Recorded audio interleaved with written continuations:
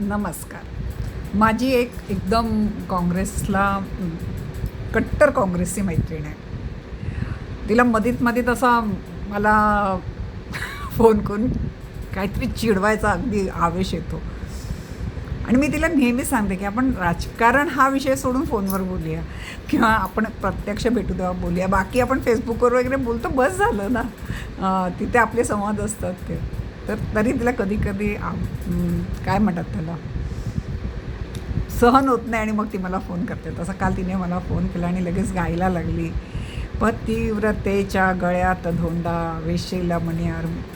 म्हटलं अरे वा, माझं का वाक्य तू म्हणायला लागलीस. कारण माझं हे मी नेहमी म्हणायची. ही काही गाणी मी सहज अशी गुणगुणत असते. तर मला म्हणाली हे मी कंगना रनौतबद्दल बोलते आणि इराणी स्मृती इराणीबद्दल होते. आता त्या कंगना रनौतने काय सगळी लफडी केली.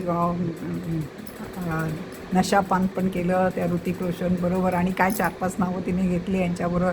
आणि आता मोठी ती पतिव्रता झाली आहे. आणि मग इराणीने तर मैत्रिणीच्याच नवऱ्याबरोबर लग्न केलं आणि आता मोठं तिला पद देत आहेत, बंगालमध्ये तिला मोठं करत आहेत. तर मग मी हसले. म्हटलं अगं मला एक सांग जरा, रामायण कोणी लिहिलं? तर मला एकदम चिडून म्हणाली अगं आता काय उत्तर नाही तर विषय बदलतेस काय? म्हटलं अगं मी उत्तर देईन तुला, मी उत्तरापासून पळत नाही आहे. फक्त रामायण कोणी लिहिलं हे मला जरा सांगशील का? अगं मला आत्ता ना कोडं भरताना ते शब्द घालायचे. तर म्हणाले अगं त्यात काय आहे एवढं मोठं? वाल्मिकी. तर म्हटलं हां अरे हो गं वाल्मिकी, पण नाही गं इथे 2 अक्षरी काहीतरी राहिलेलं आहे, आलेलं आहे. डाकू वाल्या 4 अक्षरी, हां ते बसतं आहे इथे. म्हटलं म्हणजे डाकूवाल्याच वाल्मिकी झाला ना असं मी म्हणून हां असाच ते कोडं आहे.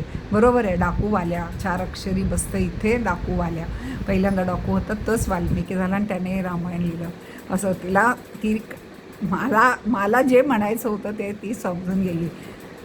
तरी ती मला म्हणते मग तुला काय म्हणायचं आहे? मी म्हटलं अगं कधी कधी माणूस चुकतं पहिल्यांदा. आपणही लहानपणी बऱ्याच चुका केलेल्या आहेत, म्हणून आपल्या आईवडिलांनी का आपल्याला टाकून दिलं. म्हटलं त्या चुका सुधारत आपण इथपर्यंत आलो. आपण त्या सुधारल्या नसत्या तर आपण आतापर्यंत कुठे घाणीत पडलो असतो. जो माणूस सुधारतो तो चांगला होतो. तर अशा आता त्या सुधारल्या. त्यांनी काय केलं असेल, नशापाणी केलं असेल, 4 पुरुषाबरोबर त्यांनी सय्याशोबत केली असेल, काहीही केलं असेल, आज त्या चांगल्या वागतायत. आज 4 नागरिकांचा विचार करत असतील, त्याच्यात काहीतरी परिवर्तन आलं असेल असं त्या तिकडच्या लोकांना वाटत असेल. आपण काय त्यांच्या आतमध्ये जाऊन बघत नाही आहोत आतमध्ये काय त्यांचं आयुष्य. तसंच स्मृती इराणीने मैत्रिणीच्या नवऱ्याला फसवलं असेल, चुकीचंच केलं. जे केलं ते तिने चुकीचंच केलं, पण ती त्याच्याबरोबर अजून 10 ठिकाणी तोंड मारत फिरत नसेल.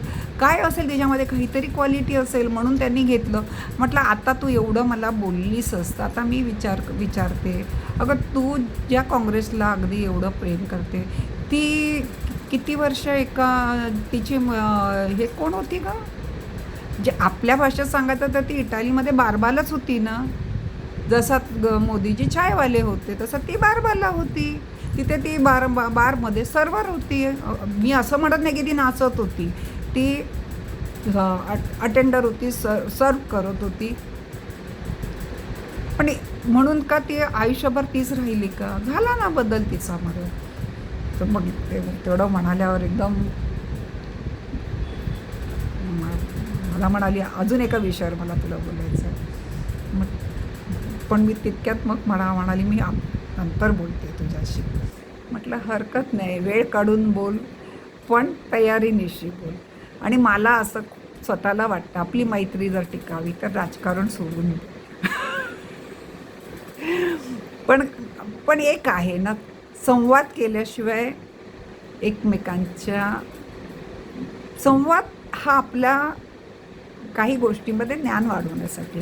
काही गोष्टी मी चुकतही असेल आणि मैत्री तर त्यालाच म्हणायची ना, एकमेकांना सांभाळून घेणं, एकमेकांशी संवाद करून एकमेकांचा काही दाखवून देणं.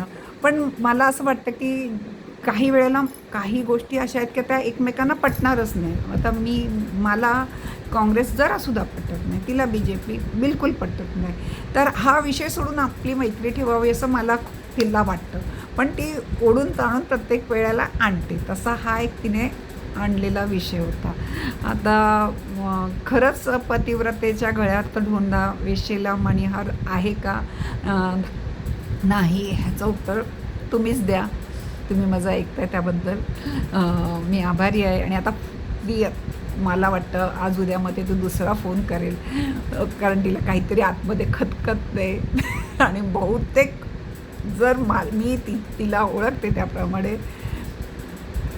तो आता आम आदमी पार्टीबद्दलच असणार आहे, कारण त्याच्यातले 4 आलेले आहेत. बघू काय होतं आहे.